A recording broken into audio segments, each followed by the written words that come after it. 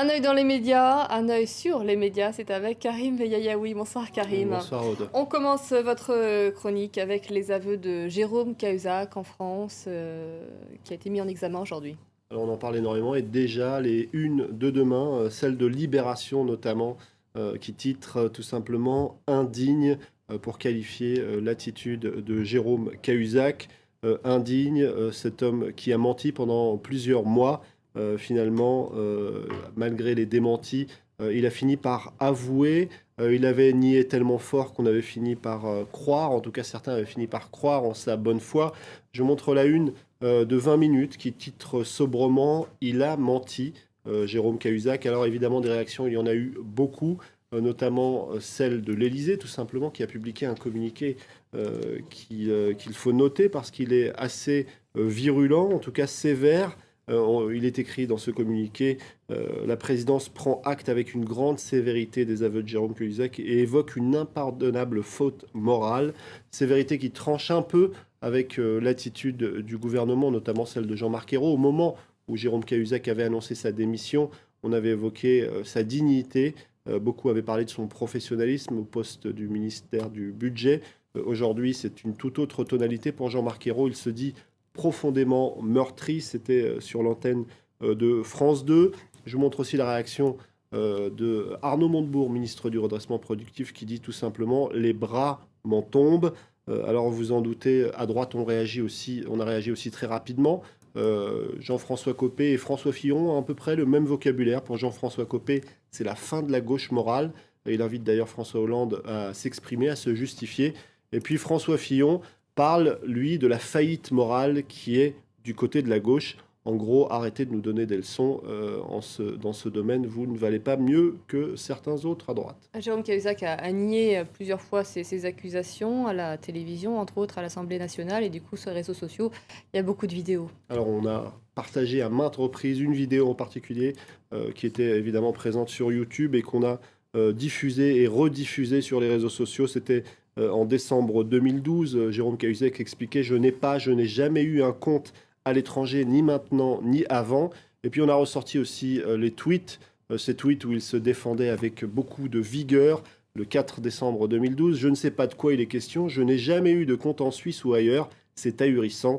Je poursuivrai tous ceux qui reprendront cette calomnie gravement diffamatoire et qui porte atteinte à mon honneur, y compris ici, c'est-à-dire sur Twitter ». Alors évidemment, il y a eu une photo aussi qui a été largement partagée, celle-ci, parce qu'elle symbolise un petit peu le ridicule de cette situation, parce que cet homme qui était devenu le fer de lance de la lutte contre la fraude fiscale, eh bien, est rattrapé par une affaire de fraude fiscale. Et puis, sur beaucoup de lèvres et dans beaucoup de tweets, cette question: après ça, comment peut-on encore continuer à croire les politiques de notre pays?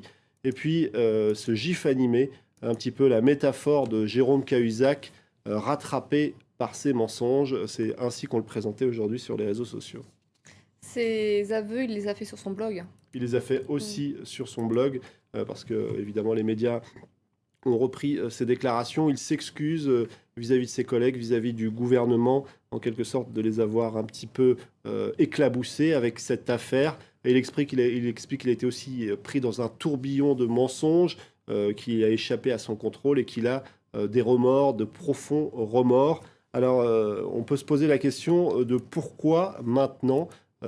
C'est une question à laquelle tente de répondre une avocate sur le site du Nouvel Observateur, Anne-Sophie Laguens, avocate au barreau de Paris, explique que finalement ces aveux permettent de devancer les investigations qui sont de toute façon inévitables. Elles permettent aussi à l'avocat de Jérôme Cahuzac d'accéder aux investigations en cours, notamment à ces fameuses écoutes téléphoniques dont on a beaucoup parlé. Et puis ces aveux et ces remords exprimés pourront peut-être peser au moment du verdict, s'il y a un verdict un jour. On évoque Manuel Valls, le ministre de l'Intérieur, et ses goûts en matière de football. Alors, c'est une interview qu'il a donnée au Journal du Dimanche qui suscite une certaine polémique. Le ministre de l'Intérieur a annoncé qu'il soutenait pour ce match de ce soir PSG-Barça, Barcelone, il l'a expliqué. C'est un club qui dépasse les frontières. Il ajoute le Barça représente quelque chose de très fort. C'est même une histoire de famille puisque le cousin de son père, qui s'appelle aussi Manuel Valls, a composé l'hymne du Barça, l'hymne catalan. Et ce choix de cœur est dénoncé par certains politiques de droite. Alors c'est ce qu'explique le site Big Brother. L'opposition crie au scandale parce que Manuel Valls a osé soutenir le Barça. Lionel Lucas, par exemple, qui écrit sur son compte Twitter, député UMP, Monsieur Valls soutient le FC Barcelone contre le PSG, oublie qu'il est ministre au profit de ses origines. C'est son droit, mais il devrait se taire. Il y a eu pas mal de réactions avec cette tonalité-là. Mais d'autres, comme Ougour, expliquent Valls, c'est tout de même l'exemple de la France d'aujourd'hui, une nationalité et des origines.